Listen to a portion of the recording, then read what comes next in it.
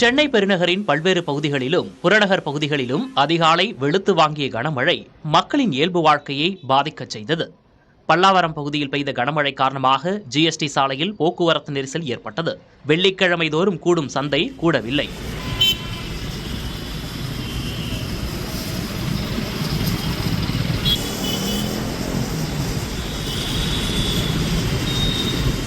மந்தவெளி பகுதியில் மரம் வேரோடு சாய்ந்து விழுந்ததில் போக்குவரத்து பாதிக்கப்பட்டது. பின்னர் மரம் வெட்டி அகற்றப்பட்டு போக்குவரத்து சரி செய்யப்பட்டது. பல இடங்களில் வெள்ளம் தேங்கியிருந்தது.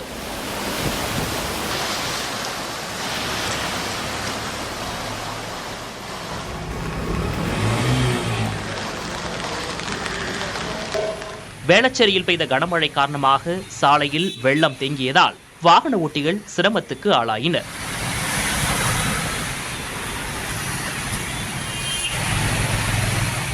இதேபோல் வடபழனியிலும் சாலைகள் தெருக்களில் வெள்ளம் தேங்கி நின்று மக்களுக்கு சிரமத்தை ஏற்படுத்தியது.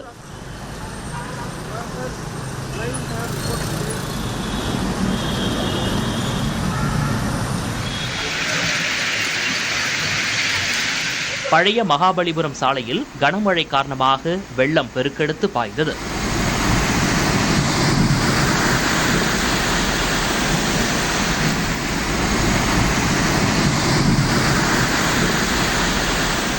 ஈஞ்சம்பாக்கம் பகுதியில் மின்சாரம் தாக்கி சாம்வேல் என்பவர் உயிரிழந்தார். எழும்பூர், மடிப்பாக்கம், ஆலந்தூர், கிண்டி, சைதாப்பேட்டை, அண்ணாநகர், அடையார் உள்ளிட்ட பகுதிகளிலும் கனமழை கொட்டி தீர்த்தது.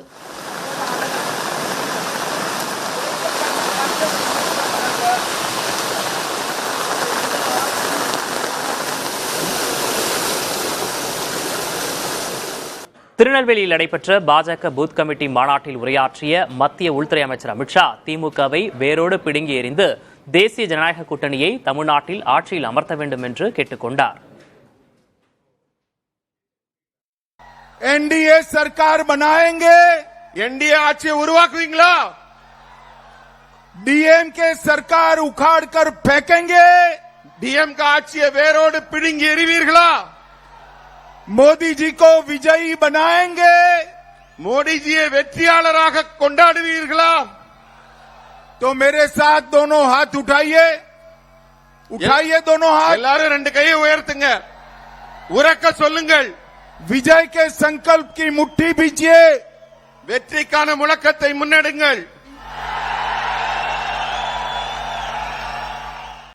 மதுரை தவேக மாநாட்டில் விஜய் தமிழக அரசியல் கட்சிகளை கடுமையாக விமர்சித்து பேசியிருந்த நிலையில் அதற்கு பல்வேறு தலைவர்கள் ஆற்றிய எதிர்வினையை தற்போது பார்க்கலாம்.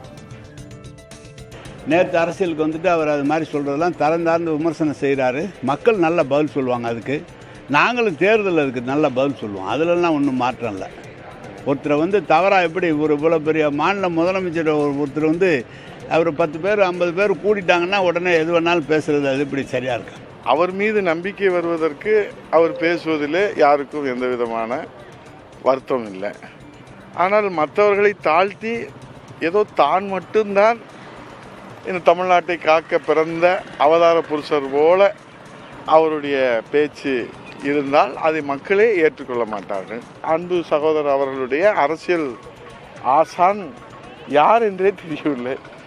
பேரறிஞர் அண்ணாவை அவர் வைத்திருக்கிறார், புரட்சி தலைவரை வைத்திருக்கிறார். கட்சி தொடங்குவவர்களெல்லாம் அண்ணாவையும் எம்ஜிஆரையும் தவிர்த்து விட்டு தொடங்க முடியாதா என்ற நிலையிலே தான் இன்றைக்கு இருக்கிற எல்லா கட்சிகளும் இருக்கிறது. ஆகவே ஒரு கட்சி ஆரம்பித்தவுடன் ஆட்சியை பிடித்து விடலாம் என்று கனவு கண்டால் அது இதுவரை தமிழக வரலாற்றிலே பகல் கனவாகத்தான் போயிருக்கிறது. காங்கிரஸ் கூட்டணி தவறா, திமுக கூட்டணி தவறா, அதிமுக கூட்டணி தவறா, பாஜக கூட்டணி தவறான்னு அவர் இன்னொருத்தரை பற்றி குறை சொல்றதை விட அவர் மீது நம்பிக்கை இருந்தால் அவரை நம்பி தலைவர்கள் வருவார்கள் என்கின்ற நம்பிக்கையோடு விஜய் அவர்கள் பேசணும். அப்படித்தான் நான் பார்க்குறேன். மதுரை மாநாட்டில் விஜய் அவர்களை பொறுத்தவரை மற்றவர்களுடைய பலவீனம் தான் சொன்னாங்களோ தவிர அவருடைய பலம் என்னன்னு சொல்லலையாங்கண்ணா. மக்கள் பலத்தை தான் பார்க்குறாங்க. எல்லாருக்குமே பலவீனம் இருக்கல. அரசியல் கட்சிகள் கூட்டணியில் எல்லோருக்குமே நேரக்குறைய மேலக்கெல்லாம் இருக்கத்தான் செய்யும். பாசிசம் அப்படின்னு சொல்றாரு. அது பாசிசம் அவருக்கு என்னன்னு தெரியுமா எனக்கு தெரியல. இதை பத்தி விலாவரியா நான் பேசணும் தான் நினைக்கிறேன். அதனால அரசியல் வந்த பிறகு அரசியல் பாடம் கற்றுக்கொண்டு என்ன பேசுகிறோம், எதற்காக பேசுகிறோம் என்பதை புரிந்து கொண்டு கொள்கை ரீதியாக பேசுகிறோம். He doesn't have the right to call Mr. Prime Minister சொல்ற அளவுக்கு விஜய் வளர்ந்துடல. சாரி. சட்டமன்ற தேர்தல் வருவதையொட்டி பீகார் மாநிலம் திட்டங்களில் திளைக்கிறது. பீகார் மாநிலம் கயாவில் 660 மெகாவாட் திறன் கொண்ட பக்சர் அணுமின் நிலையம், முசாஃபர்பூரில் ஹோமி பாபா புற்றுநோய் மருத்துவமனை மற்றும் நமாமி கங்கை திட்டத்தின் கீழ் முங்கர் நகரில் கழிவுநீர் சுத்திகரிப்பு நிலையம் ஆகியவற்றையும் பிரதமர் மோடி தொடங்கி வைத்தார். பிரதம மந்திரி ஆவாஸ் யோஜனா திட்டத்தின் கீழ் 12,000க்கும் மேற்பட்ட கிராமப்புற பயனாளிகளுக்கு வீடுகளுக்கான சாவிகளை வழங்கினார். ராகுல் காந்தியின் வாக்காளர் உரிமைகள் யாத்திரைக்கு போட்டியாக நலத்திட்டங்கள் தொடங்கி வைக்கப்பட்டன. பீகார் மாநிலம் கயாஜி டெல்லி இடையிலான அம்ரித் பாரத் விரைவு ரயில், வைஷாலி கோடர்மா இடையிலான ரயில் என 2 புதிய ரயில் சேவைகளை பிரதமர் மோடி தொடங்கி வைத்தார். இதில் கயாஜி டெல்லி விரைவு ரயில் பீகார் மாநிலத்துக்கு அம்ரித் பாரத் திட்டத்தின் கீழ் கிடைக்கும் 7வது ரயில் சேவையாக அமைந்தது. 130 கிலோமீட்டர் வேகத்தில் பாயக்கூடிய இந்த ரயிலில் பல்வேறு நவீன வசதிகள் உள்ளன. மாடுலர் கழிவறை, அவசரகால சேவைக்கான டாக்பேக், சார்ஜிங் சாக்கெட்டுகள் என நவீன வசதிகள் இந்த ரயிலில் உள்ளன. பீகார் பயணத்திற்கு பிறகு பிரதமர் மோடி மேற்கு வங்கம் சென்றார். அங்கு 5200 கோடி ரூபாய் மதிப்பிலான போக்குவரத்து திட்டங்களுக்கு அடிக்கல் நாட்டி சிலவற்றை தொடங்கி வைத்தார். கொல்கத்தா மெட்ரோவில் 3 புதிய பாதைகளை தொடங்கி வைத்ததோடு கோனா எக்ஸ்பிரஸ் ரயில்வேயில் 72 கிலோமீட்டர் நீள உயரமான சாலைக்கும் அடிக்கல் நாட்டினார்.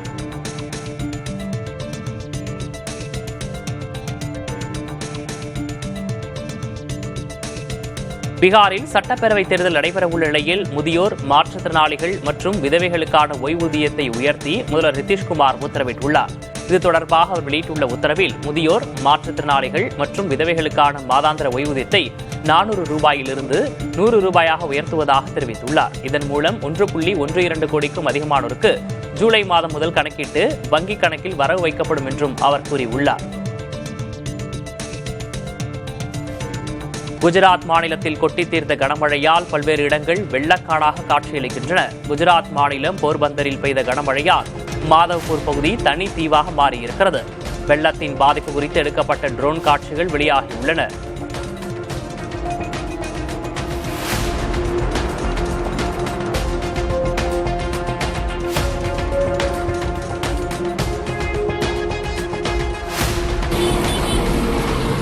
கர்நாடகாவில் தொடர்ச்சியாக பெய்து வரும் கனமழை பல மாவட்டங்களில் வெள்ளப்பெருக்கை உருவாக்கியுள்ளது. குறிப்பாக பெலகாவி மாவட்டத்தில் நிலைமை மோசமடைந்திருக்கிறது. மகாராஷ்டிராவின் கொய்னா அணை நிரம்பியதால் வினாடிக்கு 2 லட்சம் கன அடி உபரிநீர் வெளியேற்றப்படுவதில் பெலகாவி முழுவதும் வெள்ளம் பரவியது. அங்குள்ள லட்சுமி கோவில் நீரில் மூழ்கியிருக்கிறது. இதன் தாக்கத்தில் கோகாக் நகரம் நீரில் மூழ்கியிருக்கிறது. வீடுகள் வெள்ளத்தில் சிக்கியதால் மக்கள் வெளியே வர முடியாமல் தவிக்கின்றனர். கட்டபிரபா, மார்க்கண்டேயர் ஆறுகளில் நீர்மட்டம் வேகமாக உயர்ந்ததால் அபாய நிலை மேலும் தீவிரமடைந்துள்ளது. மாநில நெடுஞ்சாலையின் லோசூரா பாலம் முழுமையாக நீரில் மூழ்கியதால் போக்குவரத்து நிறுத்தப்பட்டது. கோகாக் நீர்வீழ்ச்சிக்கு செல்லும் சிக்கோலி பாலமும் நீரில் மூழ்கும் அபாயம் நிலையை எட்டியதால் முன்னெச்சரிக்கையாக வாகன போக்குவரத்திற்கு தடை விதிக்கப்பட்டிருக்கிறது. வெள்ள நீர் புகுந்ததால் பயிர்கள் கடுமையாக சேதமடைந்துள்ளன.